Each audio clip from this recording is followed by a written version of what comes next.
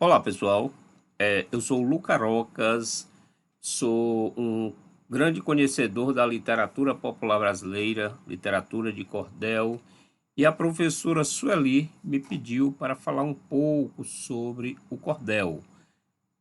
Como eu sei que é muito difícil hoje a gente interagir com todas as pessoas do mesmo nível, a gente vai falar aqui um pouquinho. Eu particularmente eu gosto de falar da literatura popular brasileira. Como sendo professor, eu gosto da expressão popular brasileira e popularmente é conhecido como literatura de cordel. Se vocês observarem aqui nessa figura, nós vamos ter uma imagem de capa, que eu escrevo aqui literatura popular brasileira, um cordel de A a Z, apontares do fazer. Na realidade, isso é um cordel que a gente utiliza em nossas oficinas para mostrar para as pessoas como é que se faz um trabalho de literatura de cordel. O que que a gente pode falar mais do cordel? O cordel é uma literatura popular, né? Quer dizer, é do povo, né? E aí a gente já começa dizendo, para fazer um cordel tem que ter motivação, uma caneta e um papel para fazer anotação, trazer na alma vontade, usar criatividade e um pouco de inspiração.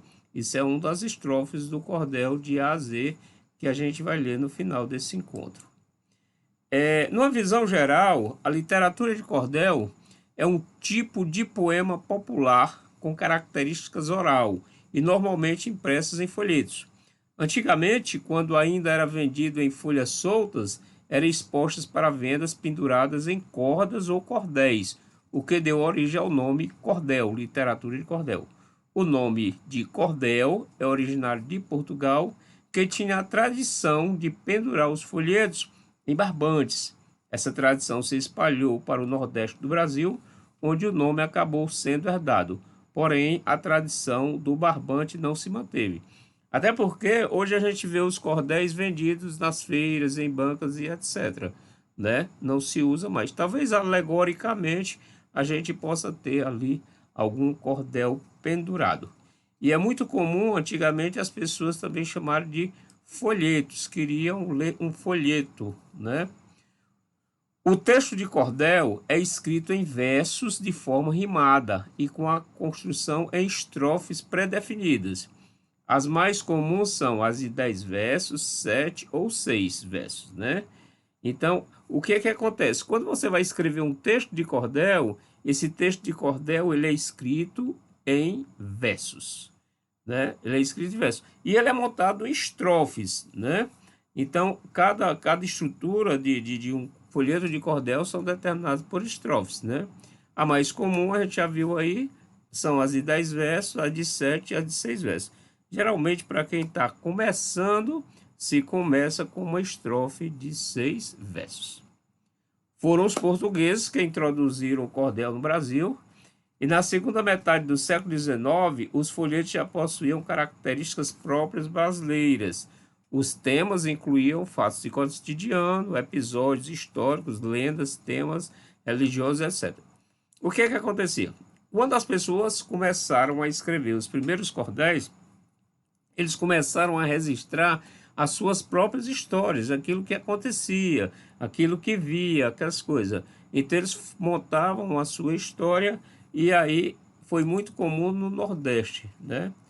No Brasil, a literatura de cordel é produção típica do Nordeste, em especial nos estados de Pernambuco, na Paraíba, no Rio Grande do Norte e do Ceará. Mas hoje também está presente em outros estados, no Rio de Janeiro, Minas Gerais e em São Paulo.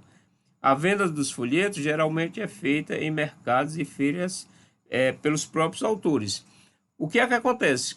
Na realidade, o cordel hoje ele é muito produzido pelo nordestino.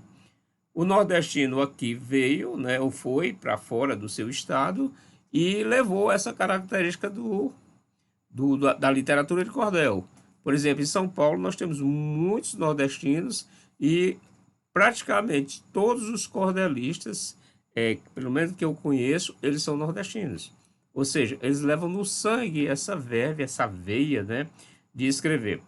E uma curiosidade é que antigamente, quando não existiam os meios de comunicação que existe hoje, a literatura de cordel era usada também como um meio de entretenimento e de formação de leitura. O formação, hoje nós chamaríamos de formação de leitores, né?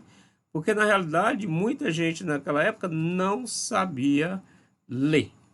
Aí o que era que acontecia? Acontecia que aqueles donos de fazenda, no final da semana, geralmente no sábado, havia as feiras livres na cidade. Eles vinham do distrito, né? Até hoje ainda acontece isso em algumas cidades. E lá o dono pedia para aquele capataz, ou ele mesmo ia na feira e dizia: olha, traz um folheto de cordel, ou compra folheto de cordel.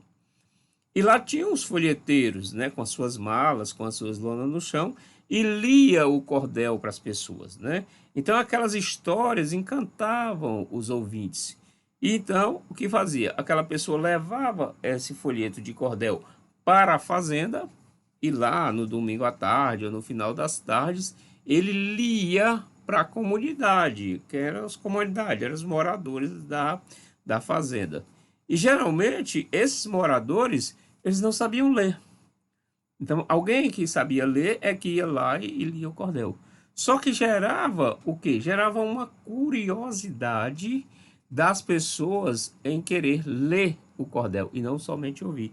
E aí eles pegavam aquele folheto de cordel e iam desbulhando as letras, as palavras e continuavam fazendo isso no sentido de aprender. É como a gente costuma dizer que o folheto de cordel, a literatura de cordel, serviu como carta de ABC ou como cartilha.